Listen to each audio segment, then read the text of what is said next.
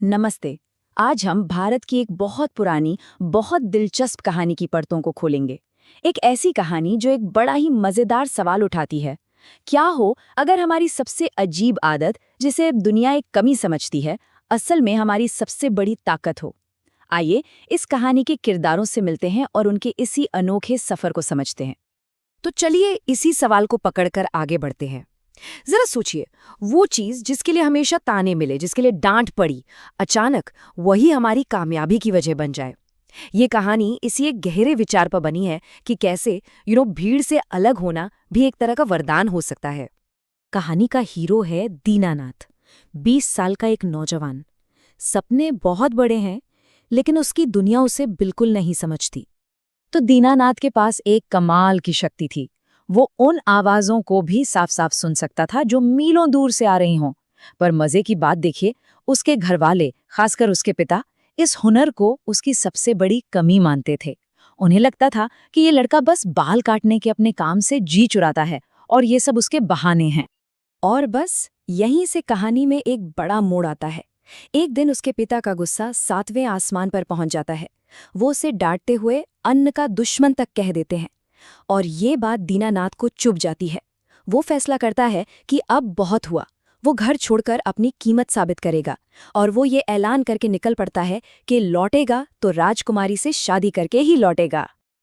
तो अब दीनानाथ अकेला है, अपने सफर पर है। लेकिन कहते हैं ना, जैसे को तैसा मिल ही जाता है। उसे जल्द ही अपने जैसे ही लोग मिलने लगते हैं, जिन्हें दुनिया ने उनकी खासियतों की वजह से ही नकार दिया था। रास्ते में उसे सबसे पहले मिलता है कालू। अब कालू की समस्या थी उसकी भूख, जो कभी खत्म ही नहीं होती थी। वो इतना खाता था कि उसके पिता ने हाथ खड़े कर दिए। उसे ये कहकर घर से निकाल दिया कि भाई, तुम्हारा पेट पालना हमारे बस का नहीं। कालू की यही समस्या अब दीनानाथ के सफर का एक अहम हिस्सा बनने वाली थी। और फिर इस जोड़ी में शामिल होता है भानु। भानु की खासियत थी उसकी नींद। मतलब वो इतना कच्ची नींद वाला था कि जरा सी भी आहट हो, यहाँ तक कि पेड़ से एक पत्ता भी गिरे तो उसकी नींद खुल जाती थी। इस वजह से उसका सोना ही मुश्किल हो गया था। तो इस तरह ये तिकड़ी तैयार हो जाती है। दीनानाथ जो दूर तक सुन सकता था, कालू जिसका पेट कभी नहीं भरता था, और भानु जो एक बाल गिरने की आवाज से भी जाग जाता था। और देखिए, इन तीनों को ही उनकी इन्हीं अनोखी शक्तियों की वजह से घर समाज से निकाल दिया गया था। अब ये तीनों दोस्त एक साथ अपनी किस्मत को एक नया मौका देने के लिए शाही महल की तरफ चल पड़ते हैं। तो अब कहानी के सबसे रोमांचक हिस्से की शुरुआत होती है। हमारे तीनों दोस्त महल पहुंच जाते हैं और राजा के सामने एक ऐसा प्रस्ताव रखते हैं जिसे सुनकर पूरा दरबार हैरान रह जाता है। दीनानाथ बिना किसी झिझक के सीधा राजा के पास जाता है और कहता है कि वो राजकुमारी से शादी करना चाहता है। साथ ही वो अपने दोस्त कालू के लिए पेट भर खाने और भानु के लिए एक अच्छी नींद की जगह मांगता है। राजा उनकी हिम्मत देखकर ऑनेस्टली हैरान रह जाता है। लेकिन राजा इतनी आसानी से कहाँ मानने वाला था। उसने एक बहुत ही खतरनाक शर्त रख दी। उसने साफ साफ कहा कि अगर तुम लोग अपनी काबिलियत साबित नहीं कर पाए तो तीनों का सिर कलम कर दिया जाएगा। मतलब अब बात उनकी जिंदगी पर आ गई थी। राजा ने कालू और भानु के हुनर को परखने के लिए 2 ऐसी चुनौतियां रखीं जो लगभग नामुमकिन थी। अब वक्त आ गया था कि जिन कमियों की वजह से उन्हें दुनिया ने ठुकराया था, वही कमियां अब उनकी जान बचाएं। पहली परीक्षा कालू की कभी न खत्म होने वाली भूख की थी और दूसरी परीक्षा भानु की अविश्वसनीय रूप से कच्ची नींद की। राजा अब ये देखना चाहता था कि इन दोस्तों की बातों में कितना दम है या ये सिर्फ हवा में बातें कर रहे हैं। और फिर जो हुआ वो सच में देखने लायक था। कालू के सामने खाना परोसा गया और वो सारा का सारा खा गया। फिर और खाना लाया गया, वो उसे भी चट कर गया। ये सिलसिला तब तक चलता रहा जब तक शाही रसोई का सारा अनाज और खाना खत्म नहीं हो गया। पूरे दरबार का मुंह खुला का खुला रह गया था। अब बारी थी भानु की। उसके लिए 7 नर्म मुलायम गद्दों वाला एक शानदार बिस्तर लगाया गया। लेकिन भानु को नींद ही नहीं आई।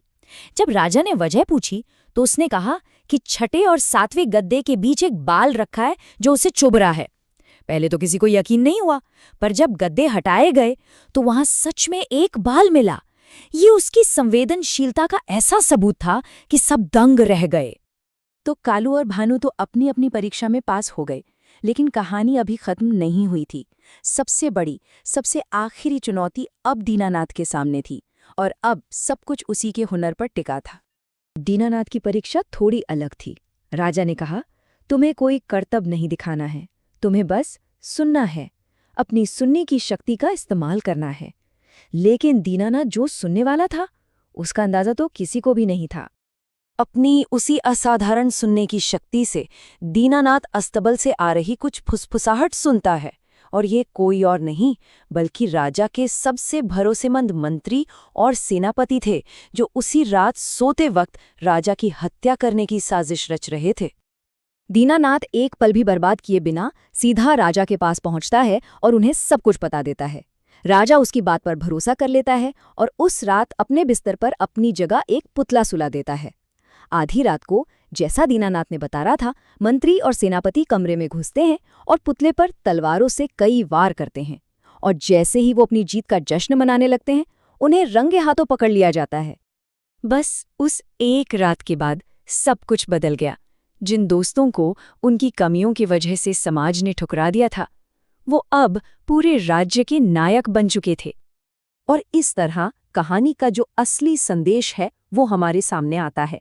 दीनानाथ, जिसे सब एक बेकार सपने देखने वाला समझते थे, अब राजा का योग्य उत्तराधिकारी था।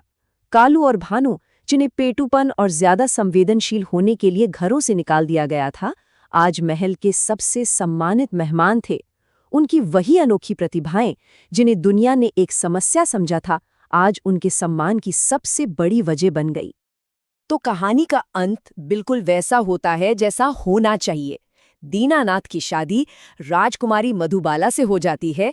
पूरे राज्य में कई दिनों तक जश्न मनाया जाता है और उसके दोनों दोस्तों को महल में सम्मान के साथ एक खास जगह मिलती है, जहां उनकी काबिलियत को सराहा जाता है, ना कि उसे कमी समझा जाता है।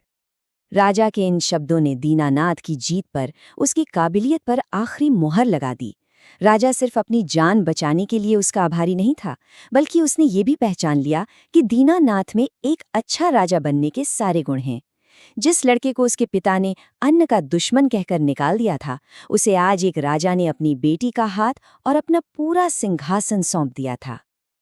तो ये कहानी हमें एक बहुत ही ज़रूरी सवाल के साथ छोड़ जाती है। हम अक्सर उन लोगों को कम समझ लेते हैं या नज़रअंदाज कर देते हैं जो हमसे थोड़े अलग होते हैं। ये कहानी हमें याद दिलाती है कि हर किसी के अंदर कोई ना कोई छिपा हुआ हुनर ज़रूर होता है। सवाल बस इतना है कि क्या हम उस हुनर को पहचानने के लिए तैयार हैं?